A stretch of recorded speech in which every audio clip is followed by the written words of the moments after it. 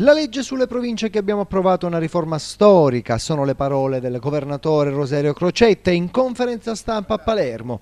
Questa legge è una risposta certa all'esigenza di cambiamento, a cominciare dal fatto che risparmieremo 10 milioni di euro di indennità. Adesso il governatore auspica tempi certi nell'applicazione della riforma, che dà 6 mesi di tempo per la costituzione di eventuali altri liberi consorzi rispetto ai nuovi istituti della legge in corrispondenza delle ex province. Abbiamo bisogno di dare risposte certe e rapide, aggiunge Crocetta. Berlusconi da 20 anni dice che vuole abolire le province, noi in Sicilia l'abbiamo fatto, questo è immobilismo.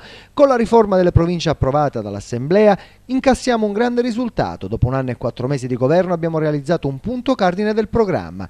A regime, dice ancora il governatore, la riforma delle province porterà un risparmio per le casse pubbliche di circa 100 milioni di euro. È un fatto storico perché si restituisce ai cittadini, alle città, attraverso i loro sindaci, la rappresentanza negli enti intermedi per fare programmazione comune, atti di indirizzo e risolvere problemi concreti, invece di avere enti che sostanzialmente ormai erano ridotte solo a dare contributi per le feste patronali, strade e la manutenzione delle scuole.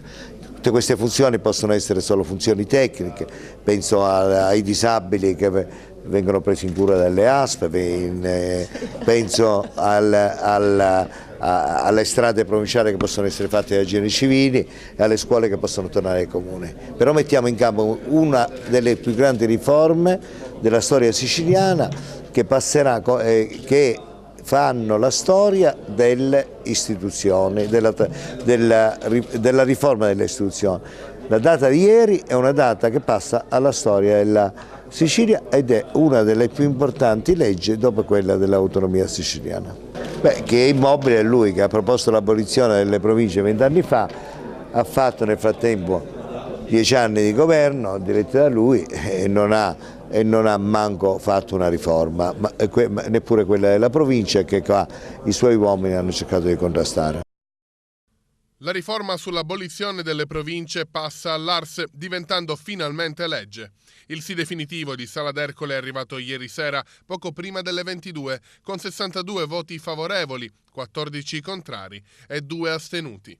Un successo imprevedibilmente largo per Rosario Crocetta e la sua giunta, capace prima di tutte le altre regioni d'Italia a superare gli enti intermedi. Un titolo di cui potrà fregiarsi il governatore e che, secondo le più ferree opposizioni, era il fine ultimo di tutta la vicenda. Nasceranno ben presto, dunque, i liberi consorzi dei comuni insieme alle 3 aree metropolitane di Palermo, Catania e Messina. Perfino ieri, giorno decisivo per la sola votazione finale, l'Ars ha rischiato di far slittare tutto, con la presentazione nel pomeriggio di altri emendamenti tecnici e la riscrittura di ben 9 dei 12 articoli del testo da parte della Presidenza dell'Assemblea, sconfessando di fatto tutto il lavoro svolto in aula nelle ultime settimane. Nonostante la breve nuova impasse in serata, è arrivato il sì definitivo che chiude una delle contese più lunghe ed esasperanti della storia del Parlamento siciliano. Soddisfatto il PD, con il capogruppo Gucciardi che ha parlato di un buon testo da esibire con orgoglio, e il Movimento 5 Stelle che non ha perso occasione per accaparrarsi i propri meriti. Emozioni diametralmente opposte a quelle dei forzisti, secondo i quali questa legge non solo non comporterà alcun risparmio né ottimizzerà alcun servizio, ma aggraverà costi e oneri a carico degli enti locali e soprattutto dei cittadini siciliani. Una norma, ha tuonato tra gli altri il capogruppo Forza Italia Marco Falcone, che serve a Crocetta per mettersi una stelletta mediatica, ai gruppi di maggioranza per incassare nomine in giunta e ai grillini per convincersi di esercitare una funzione utile all'interno dell'istituzione siciliana. Una vittoria che Crocetta dovrà riconoscere anche a coloro i quali gliel'hanno permessa, con la questione rimpasto e alcune nomine nella sanità, a fare da pedine di scambio politiche per il voto in aula di un testo tanto voluto dall'ex sindaco di Gela, commissario dello Stato permettendo.